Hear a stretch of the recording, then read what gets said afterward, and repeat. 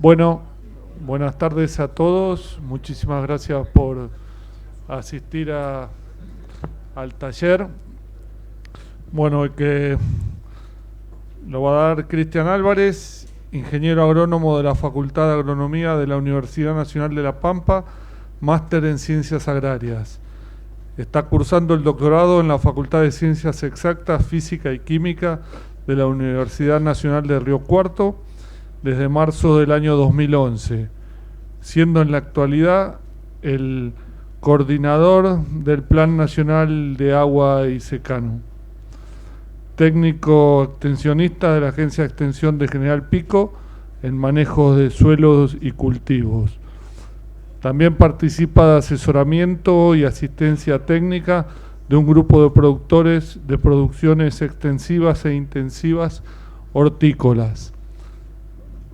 Bueno, lo que un comentario para hacer, creo que todos los que estamos acá, la mayoría lo conocemos a Cristian, y saquémosle el jugo y valoremos a uno de los muy buenos técnicos que tiene el INTA, que tiene muchísimos, y esto es un fiel reflejo de ellos. Yo tengo la suerte de... Yo soy de La Pampa y lo tenemos a Cristian allá, así que lo tenemos cerca y lo podemos disfrutar mucho, así que aprovéchenlo. Mi nombre es José María Berreta, soy de la Regional La Pampa y miembro de la Comisión Directiva de APRESID. El sistema del taller, ya a esta altura todos lo conocen, vamos a tener alrededor de 20 minutos de exposición y después empezamos con las preguntas. En el caso, Cristian, por ahí vos, si querés alguna pregunta intermedia que hagan, eso manéjalo vos. Bueno, así que empezamos. Un fuerte aplauso para Cristian.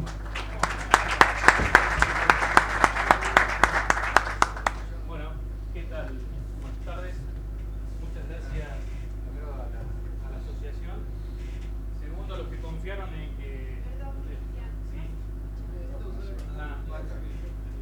Disculpen, mejor si me quedo parado acá porque en cualquier momento paso... ¿Ahí sí? Ahí está. Bueno, no, les decía que muchas gracias por la invitación a la asociación de APRESID. Gracias por confiar en que uno puede llegar a aportarle algo de luz al tema este que vamos a trabajar y a discutir. A discutir, digo, en el buen sentido, ¿no? Como herramienta diagnóstico, como herramienta de evaluación y como gestión, sin duda, de los sistemas de producción, ¿no? El tema que nos invitan, nos introdujo dentro de la carpa.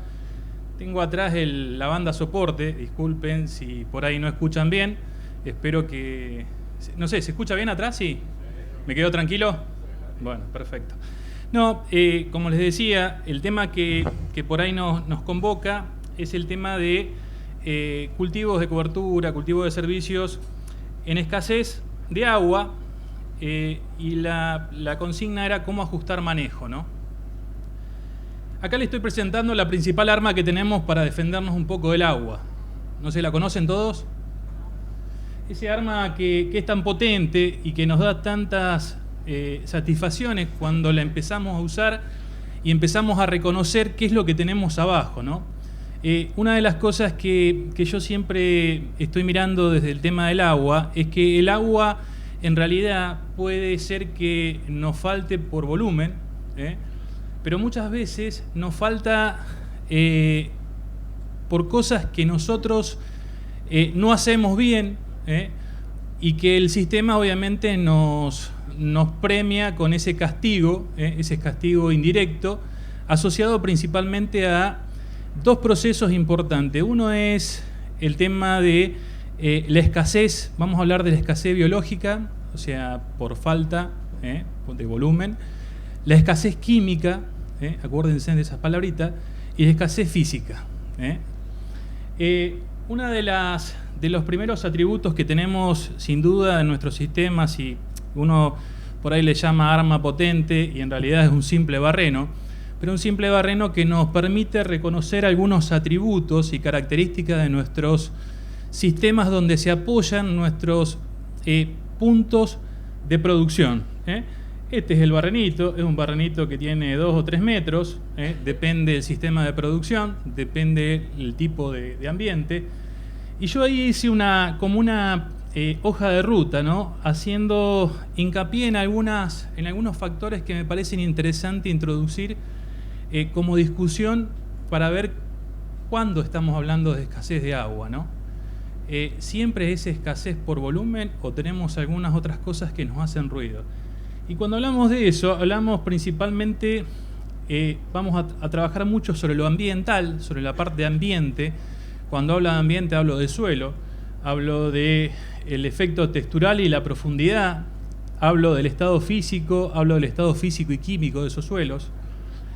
Después vamos a hacer una pequeña introducción a lo que es la parte del genotipo, o sea, qué especies meto en mi sistema de producción para tratar de mitigar un poco este efecto de escasez. Y ahí vamos a hablar de algo de especies, vamos a hablar algo de ciclos.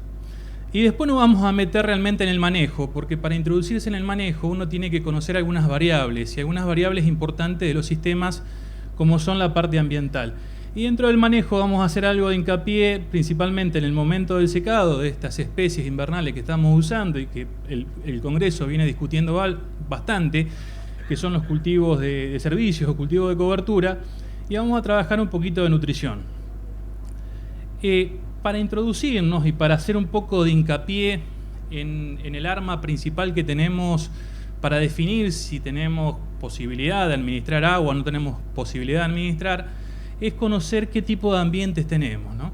Acá les muestro un par de suelos, de perfiles de suelo, donde uno puede identificar a golpe de vista varias cosas. Una es qué diferencia tienen en el color, otra es qué diferencia tienen en la secuencia de esos horizontes, qué características me llaman la atención, desde suelos finos a suelos arenosos, desde suelos que tienen muy buena capacidad de retención por el tipo de textura que tienen, texturas muy finas, pero que tienen limitantes importantes asociadas a diferentes secuencias de horizonte que aparecen en el perfil, ambientes que son muy buenos, la verdad que son importantísimos, interesantísimos en nuestros sistemas, ambientes donde empiezan a aparecer algo que algunos de ustedes conocen, que es la tosca, la tosca en sus 3 formas.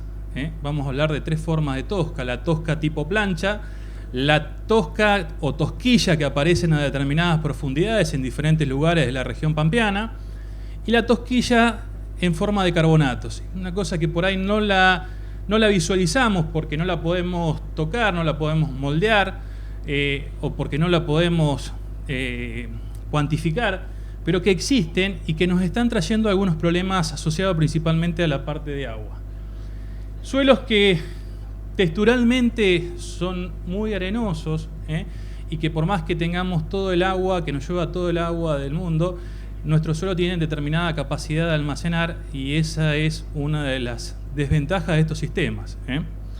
Ahora, si hacemos una pequeña reconto por esto, cómo estamos administrando, o sea, de ambientes que tienen muy buena capacidad de reserva, o sea, tanques muy grandes para administrar agua, a tanques grandes pero con poca capacidad por textura, podemos recorrer, y dentro del grupo estamos trabajando mucho en este asentamiento, en cómo texturalmente podemos identificar qué textura tiene, si es fina, si es gruesa, y qué tipo de profundidad podemos alojar en nuestro sistema de producción para definir qué factibilidad tiene mi sistema de ser agrícola.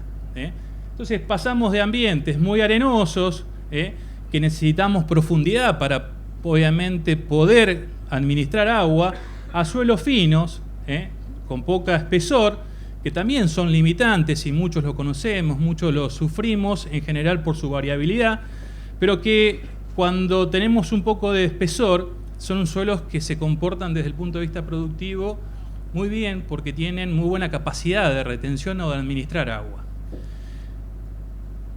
Esto es interesante de empezarlo a tener en cuenta, porque no es lo mismo tener un tacho chico que tener un tacho grande, ¿eh?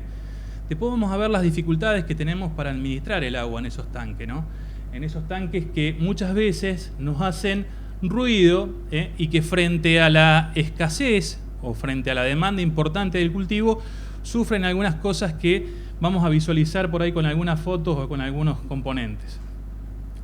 Una de las cosas que nosotros vemos en general es que uno está muy acostumbrado a manejar una secuencia de cultivo a través de el volumen de precipitaciones que registro en el pluviómetro. El volumen de precipitaciones que registro en el pluviómetro. Y vamos a ver que en general, muchas veces nos llueven 80 milímetros, y de esos 80 milímetros en muchos suelos, no lo podemos administrar. No entran. O sea, cuando vamos y cuantificamos cuánta agua entró de esos 80 milímetros, en algunos ambientes nos están entrando un 30%. O sea, nos llueven 80 y lo que realmente se incorpora para la secuencia del cultivo son 24 milímetros, muchachos. Ahora ustedes me dicen, en todos los ambientes pasa eso, y no, eso es muy dependiente del manejo. Esto es un ambiente donde me llueven alrededor de 800 milímetros anuales. 800 milímetros anuales, acá administro alrededor de un 80 o un 90% de ese agua, y acá estoy administrando un 40% de ese agua. O sea, y comparten el mismo lote, no es que estoy saliendo y me estoy yendo a otra zona, comparten el mismo lote. ¿Me explico más o menos? O sea, una cosa es lo que me llueve y lo otro es lo que yo puedo administrar. Y acá es lo que puedo administrar desde el punto de vista físico. ¿Cuánto realmente me está entrando de esos 80 milímetros o de esos 50 milímetros que me dice el pluviómetro? Lo otro lo vimos es qué espesor necesito para alojar todo el agua que me entra en mis sistemas, depende si el suelo es más arenoso o más fino. Y la otra es qué tiempo de barbecho yo estoy necesitando para administrar y para no jugar con el desafío del cultivo siguiente.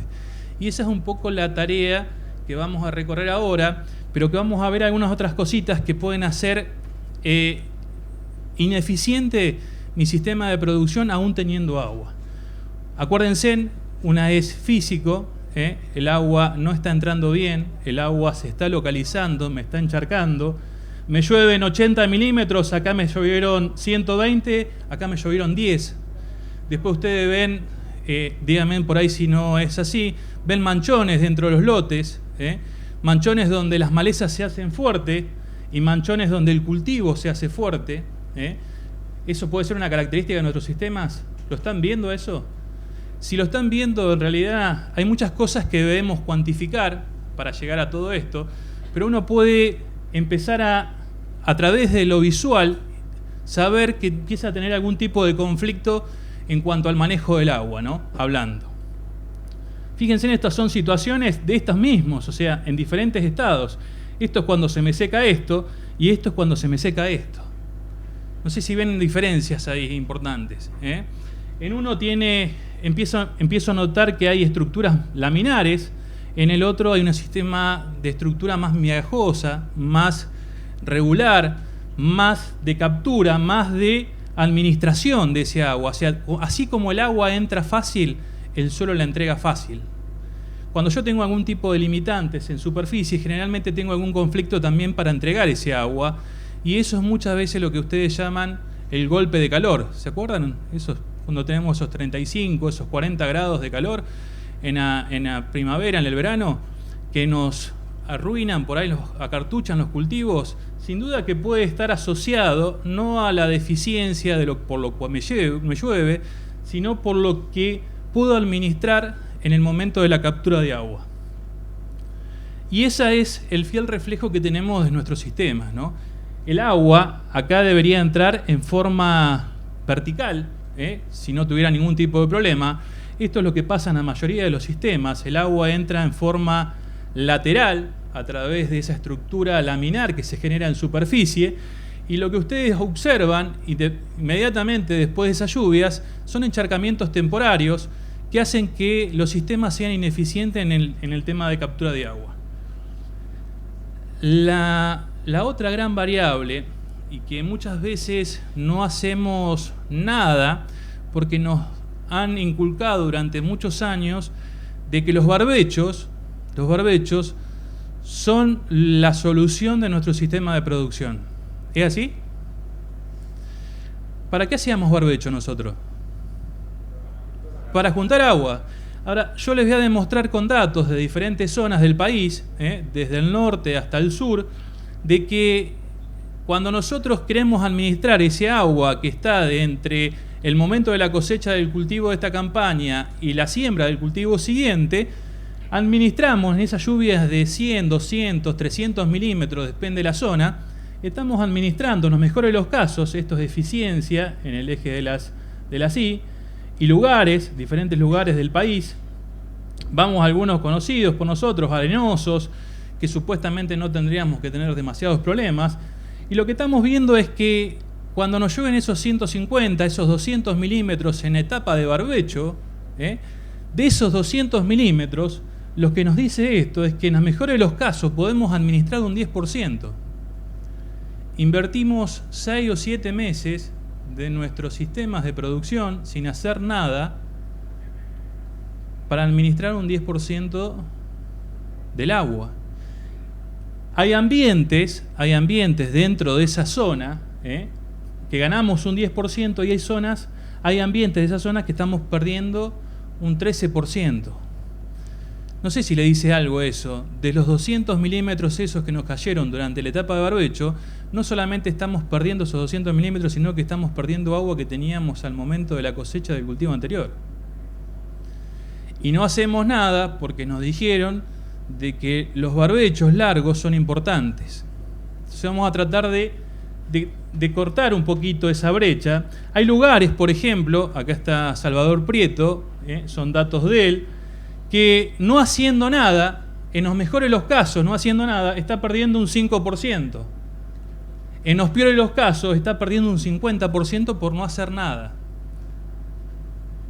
Y yo les voy a mostrar algunas fotitos. Esta foto es de una jornada que tuvimos en Santiago del Estero, allá por el 2014, 2015, y le preguntábamos al productor cuánto hacía que no llovía. Y ¿saben lo que nos respondió? Que había llovido 17 veces. 17 veces, y ese suelo, los primeros 50 centímetros, estaban secos. ¿Les dice algo eso o no? ¿Cómo estamos siendo deficientes en el manejo del agua? Ahora, no hacemos nada, perdemos agua, y si hacemos algo podemos no solamente administrar ese agua que se nos está perdiendo, por evaporación directa, pasarlo a un proceso productivo y transformarlo en algo que se llama puente verde, cultivo de cobertura, cultivo de servicio, no solamente generando ese efecto positivo sobre el manejo del agua, sino generando otros servicios importantes, como hemos escuchado por ahí en todo el Congreso, ¿no? Generando carbono, redistribuyendo nutrientes, etcétera, etcétera, etcétera. Estas son las situaciones, ustedes ven ahí cómo se distribuye el rastrojo para que vean dónde están las grandes tasas de pérdidas, ¿no? Muchas veces, ahora, no estamos tratando solamente de cuantificar cuánta cobertura tenemos en superficie. ¿Se acuerdan que antes medíamos con la cintita a ver cada 10 centímetros cómo tocaba la cobertura? Ahora lo que estamos midiendo son encostramientos. En cuántos de esos puntos que nosotros estamos midiendo se relacionan con encostramiento. Y cuando tenemos esos niveles de encostramiento superiores al 50%, estamos perdiendo alrededor de un 40% de eficiencia de entrada de agua en los sistemas. Como para que ustedes tengan un dato. Sigamos un poquito más. Estos son sistemas, la misma textura, distintos manejos. Cuando empezamos a cuantificar cuánta agua entran, hoy yo escuchaba a algunos de ustedes que les decían justo a Salvador, me debés los datos de capacidad de campo y punto de Marchité. ¿Se acuerdan que en las facultades se enseña mucho cuánta agua útil tengo y la medimos entre el punto de Marchité y la capacidad de campo? ¿Se acuerdan? Bueno, hay algunos indicadores que se están manejando ahora y que se están estudiados en diferentes lugares como por ejemplo en la zona nuestra, en la zona de Anguil, donde estamos trabajando no solamente con la capacidad de campo y el punto de Marchitez, sino estamos tratando de integrar en una gráfica valores de capacidad de campo, punto de Marchitez, resistencia a la penetración y porosidad de aireación, que son 4 componentes importantes para definir si tengo agua o no tengo agua en mi sistema. Si tengo agua o no tengo agua en mi sistema. Fíjense acá que la capacidad de campo y el punto de Marchitez me dicen a mí, lo que me dio el laboratorio, me dice tenés 27 milímetros, Cristian. Y la planta ahí sensa 27 milímetros porque ninguno de estos, ni los puntos rojos ni los puntos negros, se cruzan dentro de esta variable. ¿Sí? ¿Me siguen hasta ahí? Fíjense en aquel sistema. ¿Qué ven ustedes de diferente en eso? Más raíces. Una de las características que nos dijeron de los cultivos de cobertura, cultivos de servicio, sistemas biointegrados, que es, todas las palabras esas que usan, nos dijeron que hay diferentes raíces, que tienen diferentes tonalidades, y yo creo que esto es importante, y hago un parate acá, que los negros somos interesantes, porque acá los colores negros están bien, y este está pálido. ¿Vieron cuando ustedes van al médico y le dicen, che, estás pálido, ¿tenés algún problema? Bueno, nosotros estamos tratando de identificar cuál es el problema que tiene este pálido respecto a este color negro. Y van a ver ustedes que hicimos lo mismo que acá, evaluamos capacidad de campo, punto de Marchitez, cómo aumenta la resistencia a medida que aumenta la densidad aparente, o cómo disminuye la porosidad de aireación, los macroporos de ese suelo que son los responsables de la captura de agua. Y fíjense en que el laboratorio, por textura, me sigue diciendo que yo tengo 28 milímetros. Tengo 28 milímetros. Y la planta, ¿sí? La planta se queda sin agua aún teniendo agua. Se queda sin agua aún teniendo agua. ¿No les ha pasado que de hacer algún pozo cuando ven algún síntoma de deficiencia hídrica y tener agua en algún horizonte? Les digo esto porque es muy característico en toda la zona pampeana y extrapampeana tener este tipo de problemas. Tengo agua, pero la planta no lo sensa porque hay algo que lo está limitando, y lo está limitando más que la escasez. Acá no tengo escasez de agua, tengo agua, pero la planta no la puede capturar, no la puede sacar. ¿Sí? ¿Por qué? Porque el suelo ofrece mucha resistencia. Fíjense, de los 28 milímetros la planta me puede sensar 13. ¿Me quedé sin agua? 28 menos 13, ¿cuánto le da? O sea, para la física, para el punto de Marchitez y la capacidad de campo, nosotros tendríamos todavía 15 milímetros para que la planta siga sobreviviendo. Sin embargo, la planta se está secando. Esto no está pasando mucho, Y estos son problemas físicos. ¿Se acuerdan que yo les dije hoy vamos a hablar sobre problemas físicos, sobre problemas químicos y físico-químicos? Vamos por ello, vamos por la escasez inducida desde el punto de vista químico. Y ustedes me dicen, ¿qué será eso del punto de vista químico? Nos está pasando en muchos lugares de que no tenemos problemas de sales en superficie, pero que cuando el cultivo está desarrollándose empieza a mostrar síntomas de deficiencia importante. Este año, por ejemplo, aún teniendo napas en muchos lugares, atribuían el estado de los cultivos, la defoliación de hojas, la senescencia de hojas, el maíz, a que tenían problemas nutricionales. Y cuando hacíamos perfiles de agua, teníamos agua a determinada profundidad, en este caso 60, 70 centímetros. Pero ¿a qué venía acompañada ese agua? Venía acompañada de sales.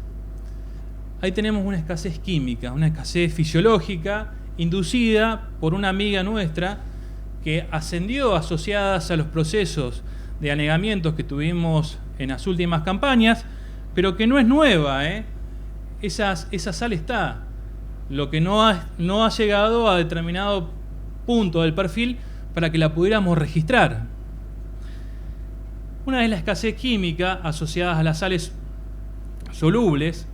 La otra es, y que la sintomatología por ahí en lo que estamos viendo hoy en los cultivos de cobertura, cultivos de servicios, donde se corta automáticamente y pasa a ser por ahí una limitante importante. Fíjense ustedes el estrago que está haciendo en muchos sistemas de producción. La otra es, tengo agua, tengo esta napa, y el cultivo se me seca. No sé si ven algo ahí. ¿Ven algo ahí? ¿Hay algo que cambia de color? Bueno, eso le estamos llamando escasez físico-química, porque ahí aparecen otro tipo de sales. No son estas sales solubles que frente al agua se me lavan. Estas son sales poco solubles que me dejó las napas altas y que al secarse ofrecen la misma resistencia que ofrecería una tosca para el desarrollo de las raíces. ¿Me explico o no? Estos son los problemas que estamos viendo hoy. ¿Y dónde los censamos? Los censamos por ahí con algunos indicadores rápidos. El burbujeo por ahí con ácido clorhídrico, una determinación con limones, dejándolo en superficie. Una vez que saqué la humedad, se me pone blanco, no el blanco de sal, sino un blanco tipo talco. Y la otra los censo a través de los cultivos. No sé si han visto eso en esta campaña. Ese cultivo es un sorgo.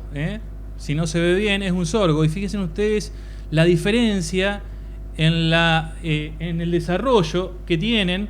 Hay pedazos del lote que están ya llegando a madurez fisiológica y hay pedazos del lote que ni siquiera apareció la panoja.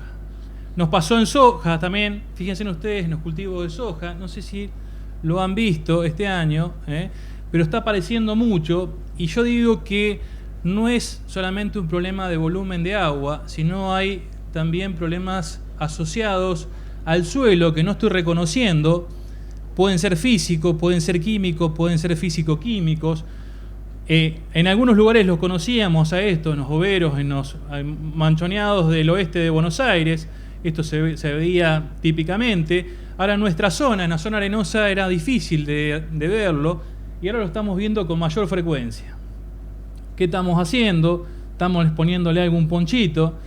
Un ponchito, ese ponchito que muchas veces estamos diciendo que puede ser un gasto, que a lo mejor puede ser una oportunidad interesante para tratar de mitigar algunos procesos negativos.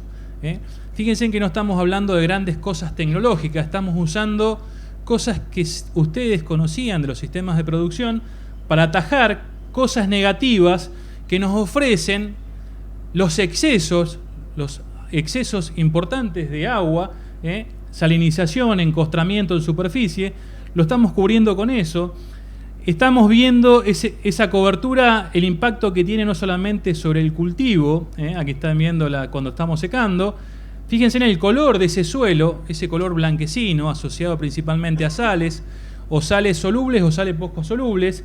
Y fíjense ustedes cuando a eso le ponemos el poncho, esa cobertura que está tanto anhelando nuestros sistemas de producción, que no solamente van a cumplir un servicio asociado al consumo del agua, a la reducción de la evaporación directa y presencia de sales, sino también están ocupando otros nichos importantes, como cubrirnos y no dejarnos también aparecer maleza, que era uno de los desafíos de hoy, de uno de los paneles. Fíjense ustedes los rendimientos asociados por ahí al manejo. Otros ensayos en suelos arenosos siempre nos decían cuiden el agua, porque el agua es la barrera más limitante que tienen nuestros sistemas de producción.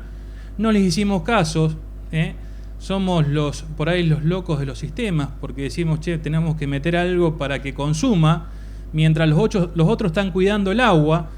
Y esto es lo que nos pasó hace un par de años, donde cuidamos el agua, sembramos el maíz, no cuidamos el agua, sembramos el maíz, y no sé si se acuerdan de esta fecha, 14 de febrero de 2014, donde teníamos esos golpes de calor tan importantes y que aún esto tenía agua supuestamente y no la podía entregar. No sé si ven algo diferente ustedes ahí. Lo mismo que están viendo acá, la plantita, lo están viendo acá. La plantita esta es esta. Esto es para que saquemos un poco la idea de que el consumir agua o el de gestionar el agua en un momento de que no estamos produciendo grano es una locura para nuestros sistemas de producción. Para mí es una oportunidad que tenemos, una oportunidad porque los suelos nuestros están enfermos, la mayoría, no tienen salud. Y yo les vine contando un poquito de algunos procesos de escasez escasez física, escasez biológica, escasez química, la combinación de ellos. Y acá tienen una de las variables biológicas que nos parecen que pueden ser importantes e interesantes para desafiar los nuevos escenarios productivos. Hablemos un poquito de los genotipos, qué tenemos para mostrar. En esto hemos venido trabajando mucho con el tema de gramíneas. Somos grandes hacedores del centeno. Del centeno no porque a nosotros se nos ocurrió, sino porque por estar en zona semiárida hemos luchado mucho para generar grandes niveles de coberturas con diferentes grados de lignificación para ver qué es lo que necesitábamos, si necesitábamos recuperar suelo o necesitábamos generar parte química o parte física. Cuando tenemos grandes problemas de salud en nuestros suelos, no nos queda otra que recurrir a este tipo de cultivos y a este estado de cultivos. Y ustedes me van a decir, sí, pero en ese estado el cultivo me consumió todo el agua. ¿O cuánta agua consume? Eso lo vamos a ver ahora. En esto, sin duda que tenemos un espacio interesante entre el momento de secado y el barbecho. Y fíjense en que no hablamos de que no vamos a hacer barbecho, sino que vamos a hacer barbecho con cobertura, que es distinto. Que es distinto y que nos parece interesante abrir no solamente a las gramíneas en diferentes escenarios, las gramíneas con diferentes propósitos. Por eso es importante el saber para qué lo necesito a este cultivo verde durante el invierno, qué estoy invirtiendo y qué propósito le estoy dando. Lo estoy secando temprano, lo estoy secando en agosto, lo estoy secando en septiembre, lo estoy secando en octubre, depende del para qué lo necesite y qué necesite consumir. Acuérdense ustedes que cuando más temprano estamos gastando alrededor de 80 a 100 milímetros, cuando más tarde lo secamos estamos gastando entre 180 y 300 milímetros. Depende qué estemos usando, qué nivel tecnológico estemos usando. Ahora, nosotros podemos ir de soja a maíz y obviamente seguir perdiendo ese agua que tanto anhelamos y que tanto necesitamos para mantener la salud de nuestros suelos. Seguimos pasando porque no tengo mucho tiempo, pero sí es interesante que veamos que hay diferentes ensayos en diferentes zonas del país, que hay mucha información y que acá les presento algunas.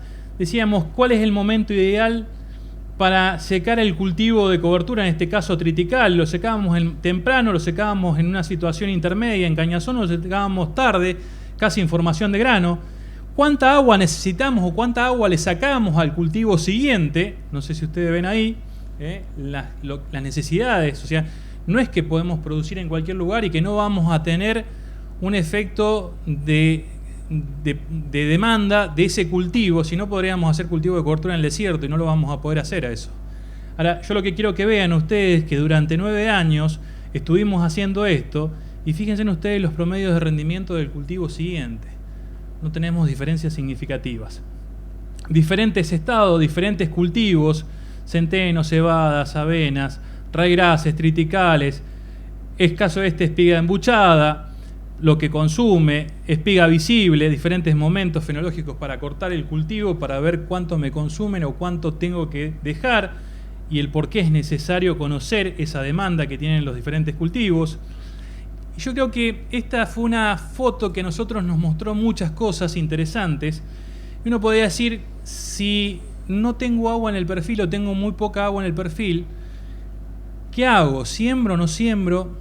¿Hago un cultivo de centeno? ¿Hago un cultivo de avena o hago un cultivo de ryegrass? Cada uno podrá definir qué es lo que necesita para su zona y qué tiene disponible.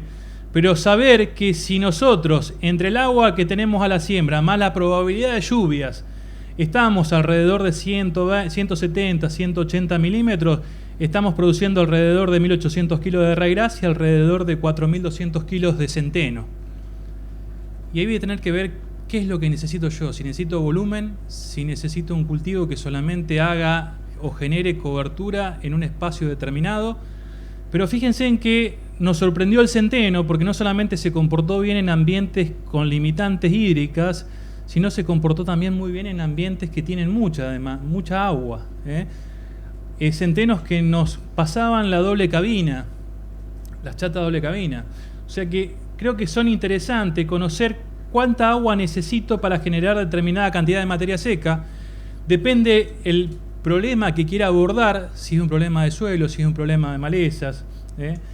Veamos que en el caso de vicias, de leguminosas, nosotros podemos estar generando 3.500 kilos o podemos generar 10.000 kilos de materia seca. En este ambiente, ambientes que tenían alrededor de 4 partes por millón, decíamos la vicia no entra dentro del sistema, no produce la cantidad de biomasa que nosotros queremos que produzca, pero cuando la empezamos a estimular, empezamos a ponerle fósforo al sistema, que es una de las limitantes también que tenemos en los sistemas de producción actuales. Fíjense ustedes cómo fue incrementándose los niveles de producción hasta llegar a producir 3 veces lo que producíamos en el testigo. O sea, el cultivo puede ser que ande o puede ser que no ande y depende a qué lo someto yo. Yo le estoy pidiendo muchas cosas a la cobertura, le estoy pidiendo más de 25 objetivos diferentes. Ahora, ¿cómo estoy preparado yo para defender los aportes que me puede generar, en ese caso, esta vicia? Diferentes rendimientos para que ustedes vean. Y quiero terminar con esto. Quiero terminar con el tema de los diferentes cultivos que hoy estamos metiendo en nuestros sistemas de producción. Durante 15 años nos dedicamos a mirar como todos hacia arriba y nos perdimos una oportunidad interesante de mirar hacia abajo, de qué estaban haciendo estas especies invernales en escasez hídrica. Y fíjense ustedes qué es lo que están haciendo. Lo negro es la biomasa aérea, o sea, lo que me aporta en la parte aérea esas mezclas que tenemos ahí, especies puras o mezclas de policultivos, como le llamamos ahora, o multiespecies. Pero fíjense ustedes cuánto me están aportando las diferentes especies hacia abajo, que es la barra gris. Cuando yo sumo todo eso y veo el gasto que generé para administrar esa cantidad de biomasa, fíjense en las eficiencias que puede llegar a localizar. Siempre hacíamos las eficiencias asociadas a lo que generábamos en superficie. Nunca teníamos en cuenta que esa planta, para sobrevivir y para producir esa cantidad de biomasa, hacía una determinada cantidad de raíces hacia abajo, que depende de la especie, puede ser que la haga más superficial o más profunda, pero que no deja de ser una oportunidad interesante para nuestro sistema de producción y que sin duda cada una de esas cosas puede llegar a cumplir un rol importante con el depende para qué. Y yo los invitaría a que dejemos de poner el paraguas para muchas cosas y veamos la oportunidad para juntar, porque no solamente el juntar ese agua es mantener producción, sino generar pesos. Así que muchas gracias y quedo abierto a preguntas.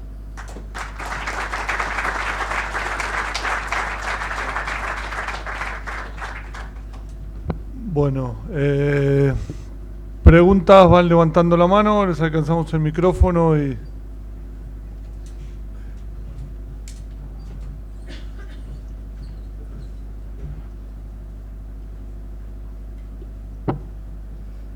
Cristian, buenas tardes. Te hago una consulta. Nosotros estamos en la zona de Trenquelauquen. El año pasado tuvimos primavera, inicio de verano, mucha agua y muchos estiramos el secado de los centenos de cobertura. Creo que en algunos casos en prejuicio, no por falta hídrica, sino por algún tema de degradación del rastrojo. Quería ver qué opinás. No, En realidad me parece interesante tu pregunta y yo creo que en escenarios donde el agua no es escasa, uno trata de generar la máxima cantidad de biomasa posible. Ahora, el generar la máxima cantidad de biomasa posible no siempre está sincronizada con la cantidad de nutrientes que le voy a poder entregar a ese cultivo. ¿Me explicó? O sea, siempre que yo genere mayor estado, mayor lignificación, siempre va a provocar algún efecto negativo sobre el cultivo, principalmente no nutricional. O sea, estoy generando mucha biomasa, estoy dejando poca capacidad de captura de agua y de entregar, de mineralizar parte de ese rastrojo, y obviamente estoy complicando por ahí la nutrición de ese cultivo, pero la nutrición no por el agua, sino por la nutrición.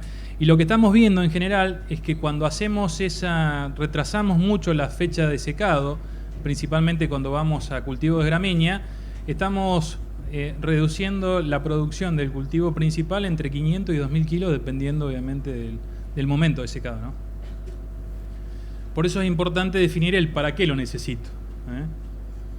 Si en ese momento yo lo necesitaba para generar piso, porque necesitaba seguir consumiendo, deprimiendo algo que me estaba limitando mi capacidad de siembra, y yo me jugué a generar eso, ¿no? Pero tendría que haber tenido en cuenta el tema de la nutrición. ¿Cuánto lo cortarías? ¿Cuánto antes lo cortarías? Si es por un tema nutricional, para que no me perjudique a... Lo ideal, si es para la nutricional, debería ese cultivo no sobrepasar la etapa de floración del cultivo principal. O sea que vos lo podrías estar cercando en espiga embuchada, por ejemplo. O sea, mucho antes. ¿Se entiende? O sea, cuando está la espiga visible, de ahí en adelante, cuando encaña el cultivo, la tasa de consumo es importante.